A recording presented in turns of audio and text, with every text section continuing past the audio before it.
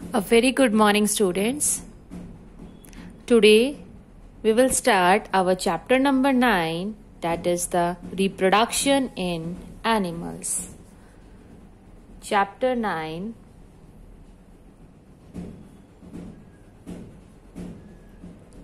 reproduction in animals.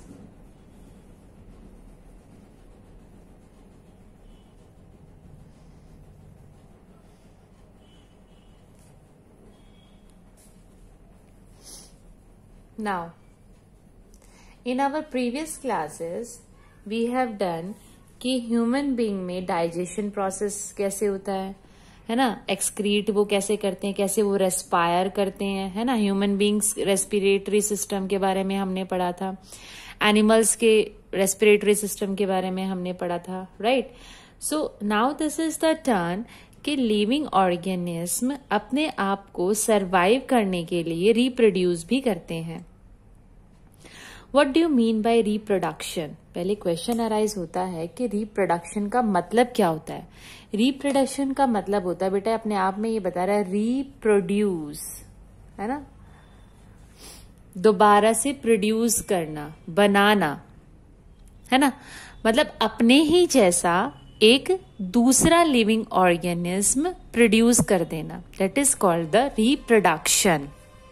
जैसे आपने देखा होगा कैट के छोटे छोटे किटन्स देखते हो आप, है ना. वो किटन्स वो किस प्रोसेस से आए हैं? That process is called reproduction.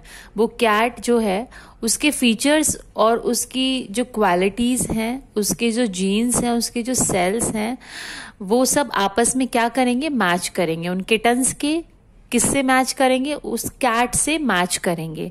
So this is called reproduction. जैसे आप हो, आपके पेरेंट्स हैं, वो कहाँ से आए हैं? आपके पेरेंट्स से आए हैं. आपके पेरेंट्स कहाँ से आए हैं? आपके ग्रैंड पेरेंट्स से आए हैं. ये एक चेन है. कैसे आए हैं? By the process of reproduction. So क्या क्यों जरूरी है reproduction? Why it is needed? अगर रिप्रोडक्शन नहीं होती तो कैन यू इमेजिन आप और मैं इस दुनिया में होते? No, it is not possible at all. So reproduction is very very much essential for all the living things, ताकि वो इस अर्थ पे जो है सरवाइव कर पाए, रह पाए, राइट. अपने जो उनकी जीन्स है, जो उनकी हेरिडिटी है, और उनके जैसे एनिमल्स जो हैं इस पर्टिकुलर अर्थ पर जो है वो प्रेजेंट रहें. तो इसके लिए reproduction is also an essential और important part of their life, right. So reproduction means reproduce, दोबारा से क्या करना? अपने जैसा एक और ऑर्गेनिज्म को रिप्रोड्यूस कर देना, that is called the reproduction. Now कुछ के दिमाग में आ रहा होगा कि मैम रिप्रोडक्शन और डेवलपमेंट ये दोनों सेम चीज है या डिफरेंट है? Reproduction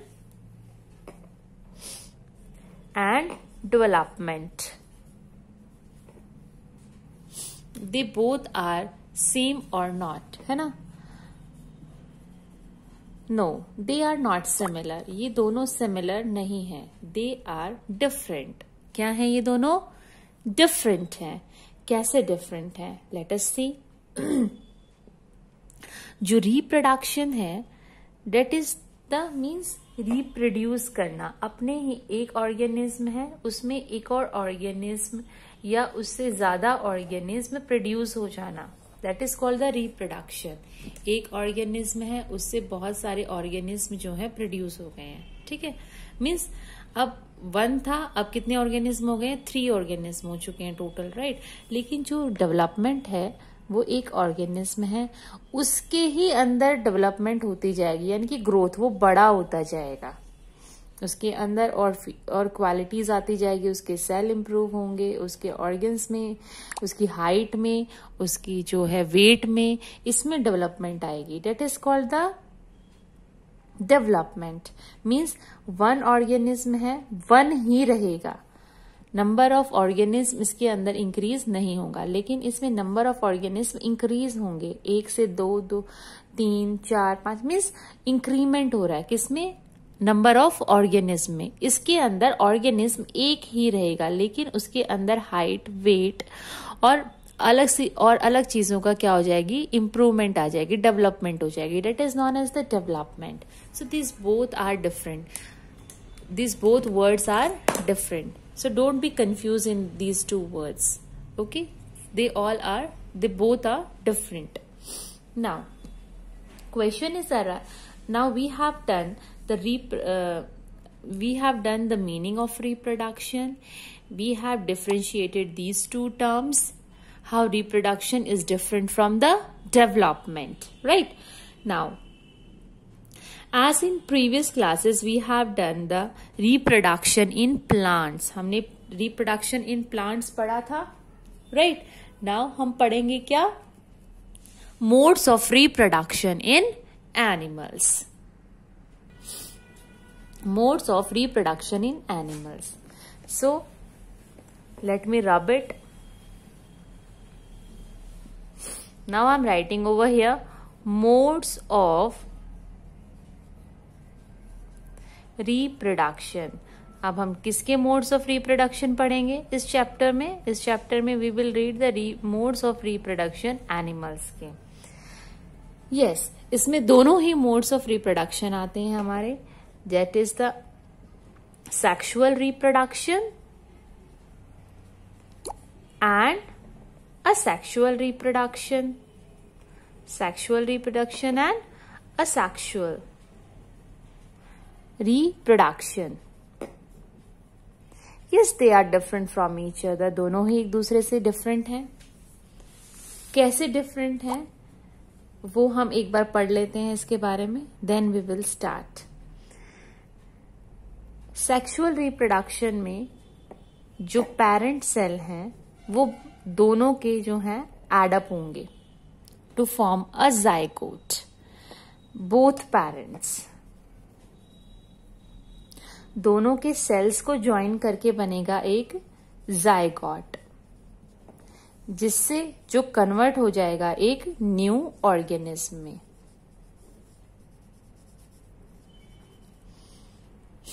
right, means both parents.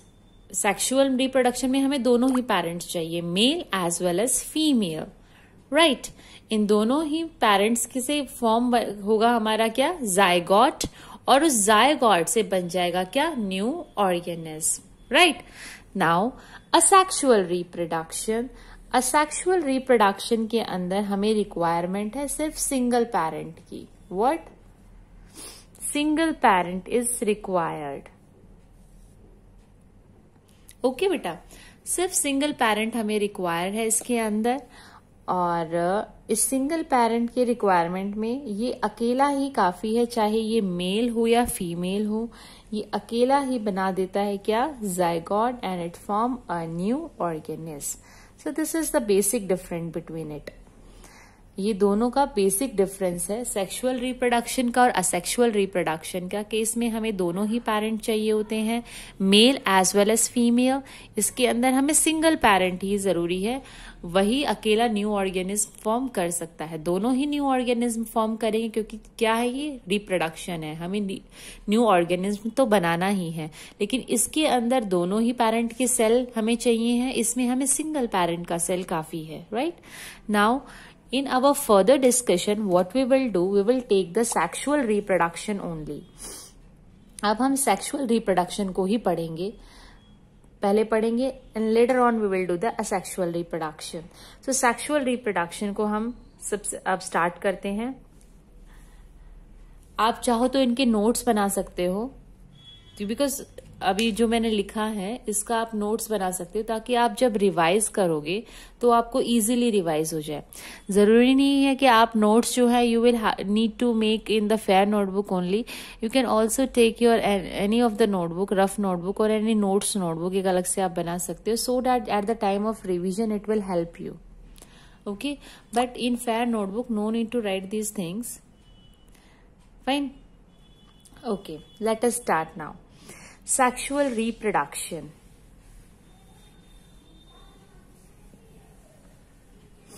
Okay. sexual reproduction. Now what we are doing? We are doing sexual reproduction first. कि sexual reproduction में आखिर होता क्या है? Sexual reproduction के अंदर एक लिविंग ऑर्गेनिज्म जो है वो फ्यूज करेगा, दोनों ही एग्स उसके अंदर होंगी और वो फॉर्म करेगा जायगॉट, और जायगॉट से हमारा क्या बन जाएगा? New individual. That is known as the sexual reproduction. So in this what will happen? In this we require both reproductive organ. दोनों ही reproductive organ की हमें जरूरत है. reproductive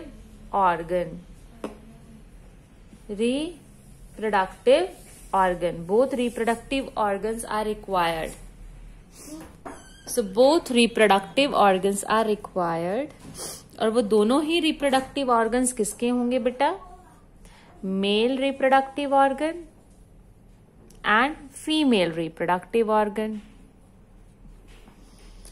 दोनों ही होंगे इसमें. Both are required, male as well as female. ये यहाँ पर बेटा दोनों की बात हो रही है, एनिमल्स की भी और प्लांट्स की भी, क्योंकि प्लांट्स में भी क्या होता है? Reproductive, sexual reproductive mode of reproduction होती है उसके अंदर भी, और एनिमल्स के अंदर भी होती है. Right.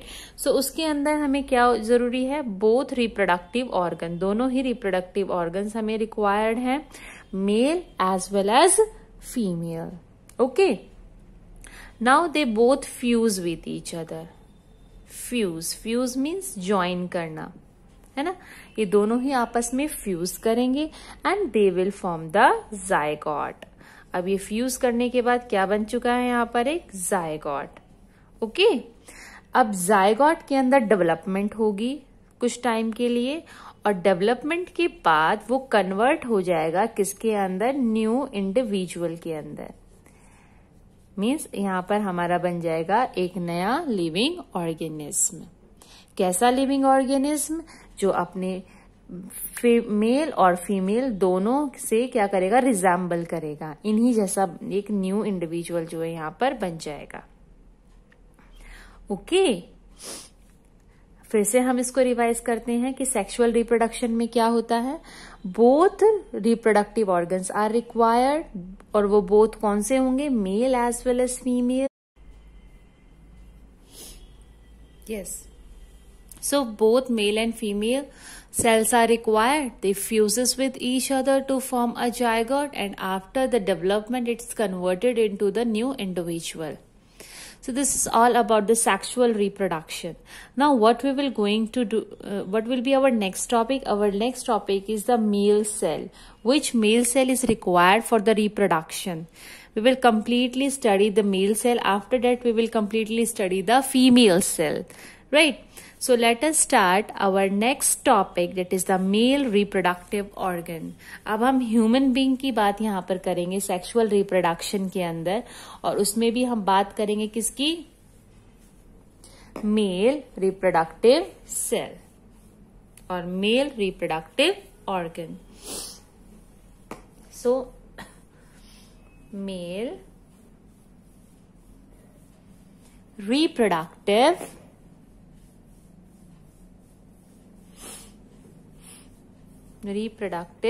organ.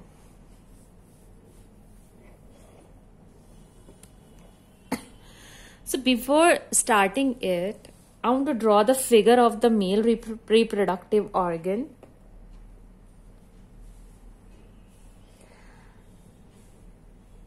This is the bladder. Just see how I'm drawing. It will going to help you कि आपको डायग्राम कैसे बनाना है. Right. It will help you कि डायग्राम कैसे इजीली बन जाएगा आप लोगों से भी. Right. First you need to draw this area, then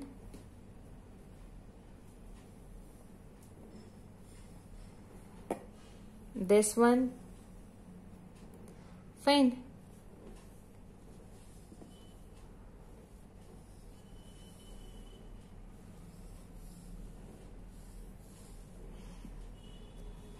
Okay, then tubes, coming out from here and moving to this, coming out from here and moving to this. Fine. Similarly, tube यहाँ से coming out from here and moving to this. Fine, like this. Okay. हाँ, मैं इसको इस पे draw कर रही हूँ ऑन अ बोर्ड. नोटबुक पे बनाना, it will be more easy for you. Now next what will happen, like this.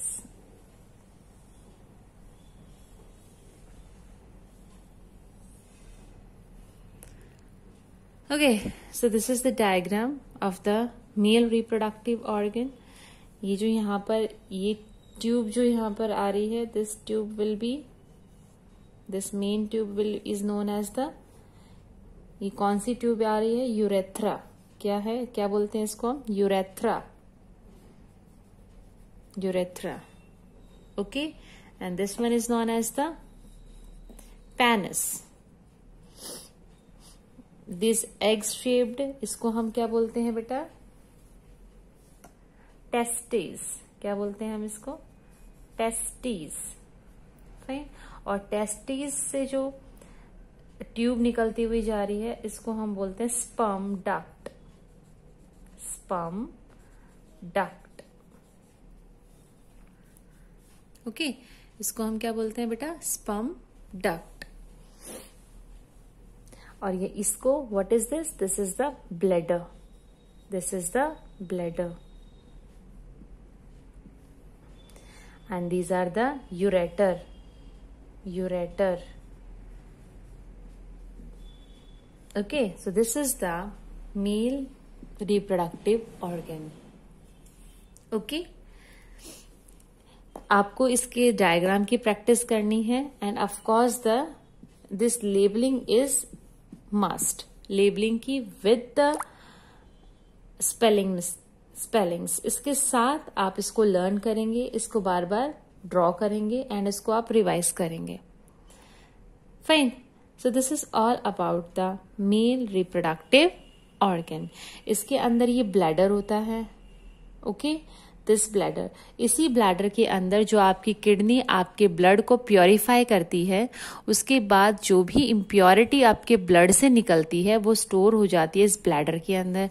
और वही ब्लैडर से वो with the help of urethra आपकी बॉडी से आउट हो जाती है. Right. Fine. And these are the testes. और यहां से प्रोड्यूस होता है आपका sperm. Fine. These are the testes. And ये क्या प्रोड्यूस करती हैं? Sperm. They produce the sperm. So this is all about the reproductive organ of the male. Now इसके अंदर मैंने एक बात की है about the sperm. Now I am drawing the sperm. What actually sperm is? Basically जो sperm होते हैं बेटा, वो मिलियंस ऑफ अमाउंट में रिलीज होते हैं. एंड वो मिलियंस ऑफ अमाउंट में रिलीज होते हैं तो उनका साइज बहुत ही छोटा होता है, वेरी स्मॉल. अगर पूछा जाए ह्यूमन बॉडी के अंदर सबसे स्मॉलेस्ट सेल क्या होता है? That is the sperm. वो कौन सा है? Sperm. So this is the sperm. अब इस स्पर्म के अंदर 3 पार्ट्स होते हैं बेटा. इसके 3 पार्ट्स होते हैं स्पर्म के. ये क्या होती है? टेल.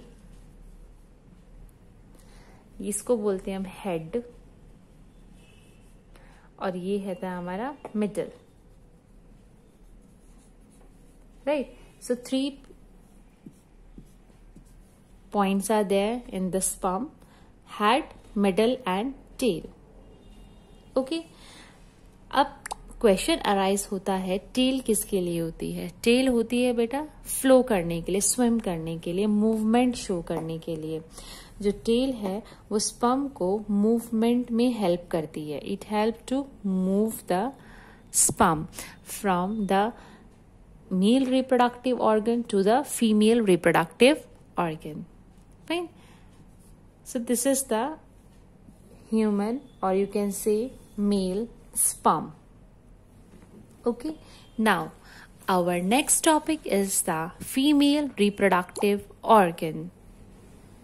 अब हमारा जो नेक्स्ट है, क्योंकि हम क्या पढ़ रहे हैं, सेक्सुअल रिप्रोडक्शन, और सेक्सुअल रिप्रोडक्शन के अंदर हमें दोनों ही ऑर्गन की जरूरत है, male as well as female reproductive organ. Male reproductive organ we have done, now this is the turn for the female reproductive organ. So what is female reproductive organ? That is I am going to draw here. So female reproductive organ आपको बनाना कैसे है? It will be like this. This is the fallopian tube, right?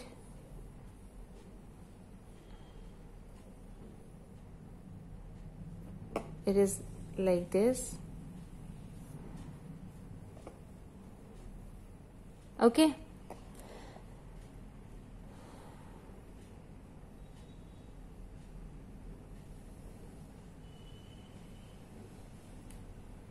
I'm drawing it on the board. In your notebook, with the help of a pencil, you need to draw. And this diagram, or you can say these two diagrams of the male and the female reproductive organ, is an important diagram for the point of your board classes. जो board classes होती हैं बेटा, उसमें ये बहुत ही important है topic. इसमें इसका डायग्राम हमेशा पूछा जाता है. Mainly the female reproductive organ. Female reproductive organ तो ऑलमोस्ट हमेशा ही पूछा जाता है आपका. मैक्सिमम टाइम क्वेश्चंस जो हैं वो यहीं से आते हैं, 5 मार्क्स के क्वेश्चंस आते हैं. सो this is the very important topic at the. क्यों इम्पॉर्टेंट है बेटा ये टॉपिक? क्योंकि ये सीबीएसई में भी पूछा जाता है बेटा. सो अब हम इसकी लेबलिंग करते हैं. This is the vagina. इसको हम क्या बोलते हैं? Vagina. Okay. And this part is known as the uterus. क्या है ये part? Uterus. And this is the cervix. These two are the fallopian tubes. इसको हम क्या बोलते हैं बेटा? fallopian tubes. या फिर हम इसको बोल सकते हैं oviduct. fallopian tube या we can call it the oviduct. दोनों में से कुछ भी हम इसको बोल सकते हैं, oviduct or the fallopian tube, right? So this is all about the female reproductive organ. Female reproductive organ के पास 2 ओवरीज होती हैं. इनको हम ओवरी बोलते हैं बेटा. ovary. 2 ovaries are there and this tube like structure is known as the fallopian tube or you can say the oviduct. Okay. अगर हम एक सिंगल जो एग्स रिलीज होते हैं वो कहाँ से रिलीज होते हैं? In the female body part. वो होते हैं ओवरी से. ओवरी से क्या रिलीज होता है? एग्स रिलीज होते हैं. सिंगल एग जो है वो रिलीज होते हैं. ओके. उसके बाद वो आते हैं किसके अंदर? ओविडक्ट के थ्रू. एग मैंने क्या बताया? एग कहाँ बनते हैं? ओवरी के अंदर. वहां से वो रिलीज होते हैं. रिलीज होते हुए वो ओविडक्ट के पास आते हैं. एंड ओविडक्ट पे आने के बाद व्हाट विल हैपन? वो यहां पर वन टाइम में 1 एग यहां से रिलीज होता है और वो पास होता है ओविडक्ट से. After that what will happen? वो यहां पर कहां पर रहता है? यूट्रस के अंदर रहता है फॉर अ मंथ. 1 मंथ के लिए वो यूट्रस के अंदर रहता है. अगर वो फर्टिलाइज्ड हो जाता है then it will converted into a baby. And if it's not get fertilized, अगर वो फर्टिलाइज नहीं होता है then what will happen? Monthly cycle will be there. ठीक है. वो यहीं पे ही ब्रेक हो जाता है, टूट जाता है. Okay. Okay. So what will happen? Ovaries जो हैं वो एग रिलीज करती हैं. It will can pass through the fallopian tubes और आ जाती हैं कहां पर? वो हमारे यूट्रस के अंदर. यूट्रस के अंदर अगर एग जो है फर्टिलाइज्ड हो जाता है then it's converted into the baby और the new individual. And if it is not fertilized ये यहाँ पर हो जाता है ब्रेक डाउन. ब्रेक होकर और यहाँ पर ये वजाइना के थ्रू बाहर निकलता है.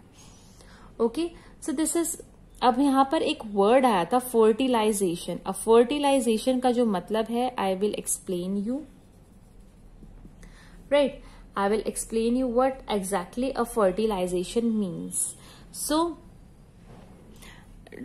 you can draw this diagram. I'm leaving it here for 2 minutes so that you can draw it properly. If you want, if you are making the notes side by side, you can draw this diagram also.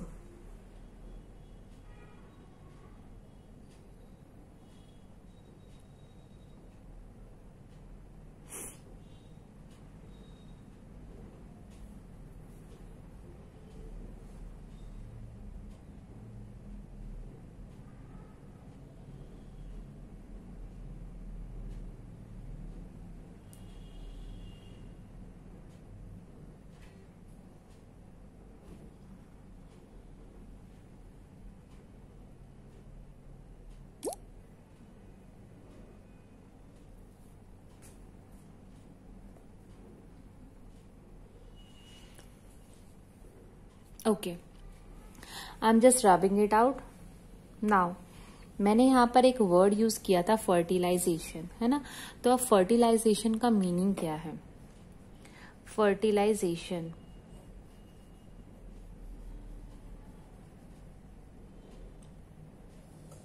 Okay, what is fertilization? Fertilization का मतलब होता है क्या, जब हमारा एक mail और एक फीमेल एग जो है आपस में फ्यूज हो जाता है. सो यहाँ पर हम बात करेंगे फ्यूजन. जब फ्यूज हो जाता है यानी कि एडअप हो जाता है. क्या एडअप होता है यहाँ पर? हमारा स्पर्म और ओवम जो है फ्यूज हो जाएगा. ओके, स्पर्म आता है मेल बॉडी से and ovum from the female body, right. ये क्योंकि स्पर्म के अंदर टेल होती है तो ये टेल की हेल्प से मूवमेंट करेगा and it will started combining to reach the egg. अभी क्या करेगा? एग से एग के पास पहुंच जाएगा and it will start the fertilization, right. इसी फ्यूजन को हम क्या बोलते हैं बेटा? Fertilization. This fusion is called the fertilization in which the sperm and egg to form a single nuclei. यानी कि ये जो sperm है ये भी एक सेल ही होता है और ये जो ओवम है ये भी एक सेल ही होता है. और दोनों ही सेल के अंदर क्या होता है बेटा? न्यूक्लियस होता है दोनों ही सेल के अंदर, राइट. सो दोनों ही सेल्स के अंदर जो न्यूक्लियस होता है वो आपस में कंबाइन करता है और एक सिंगल न्यूक्लियाई बनाता है. So basically nucleus male cell का एड अप हो जाएगा न्यूक्लियस किसके? फीमेल सेल के साथ.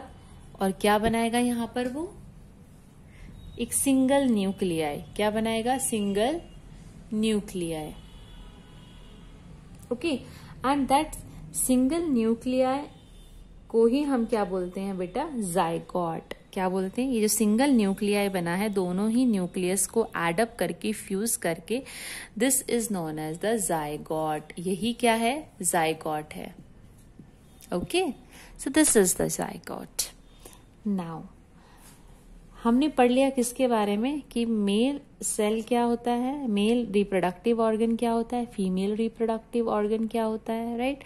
और दोनों में फर्टिलाइजेशन का प्रोसेस क्या होता है. सो दोनों में फर्टिलाइजेशन प्रोसेस का मतलब होता है फ्यूजन होना. क्या फ्यूज होना? स्पर्म और ओवम.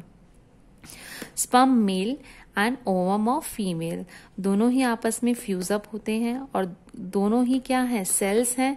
तो सेल का क्या फ्यूज अप होगा यहाँ पर? न्यूक्लियस.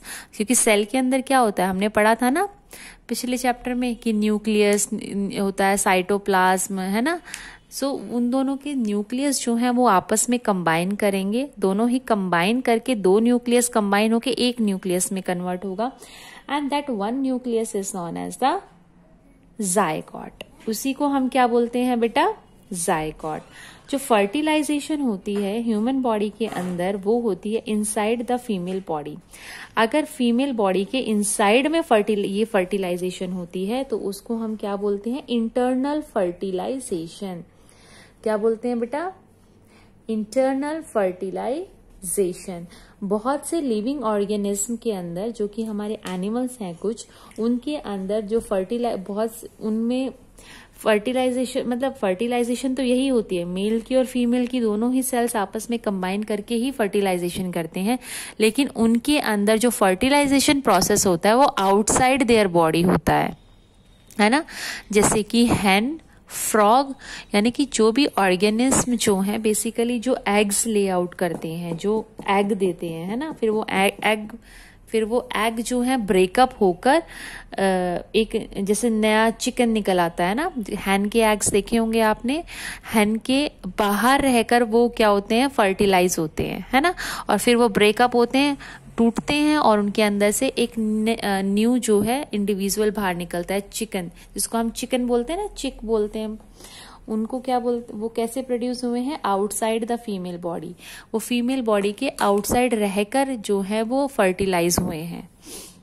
ओके, सो दो टाइप की फर्टिलाइजेशन होती है, internal and the external. So I am writing over here. So I'm not starting this topic yet. Internal fertilization and external fertilization, इन दोनों के बारे में I will tell you in the next video. Till then, just keep on revising the things by drawing the diagrams of the male and reproductive organ and the female reproductive organ again and again.